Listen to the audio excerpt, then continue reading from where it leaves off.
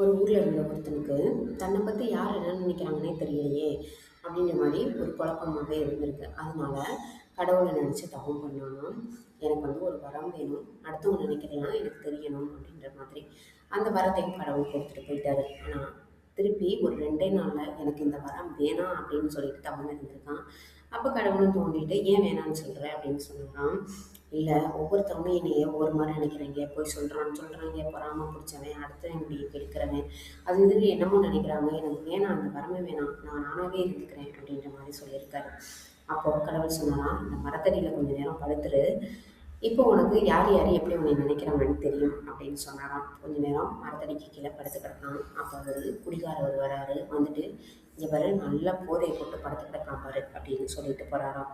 மறுபடியும் ஒரு நோயாளி ஒருத்தர் வராங்க. அவரை பார்த்துட்டு, ஐயோ பாவம், நம்மளை மாதிரி இவனுக்கு முடியலை போல, தான் படுத்து கிடக்கான் அப்படின்ட்டு நினச்சிட்டு போகிறாரு.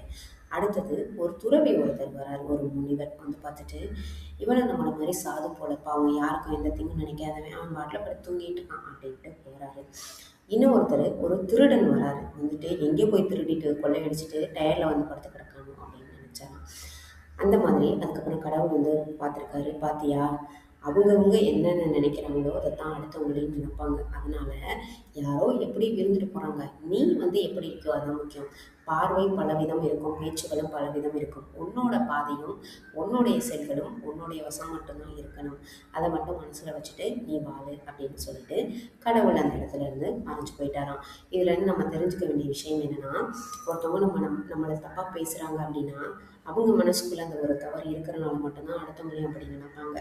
தன்னை போல் பிறரை நினைன்னு சொல்லுவாங்க இல்லையா? ஸோ அந்த ஒரு எண்ணம் மட்டும்தான் அவங்கக்கிட்ட இருக்கும். அடுத்தவங்க நம்மளை தப்பாக பேசுகிறாங்களே அப்படின்னு சொல்லிட்டு நம்ம எதை பற்றியுமே ஃபீல் பண்ண தேவையில்லை. நம்ம எப்படின்னு நமக்கு தெரியும் இல்லையா?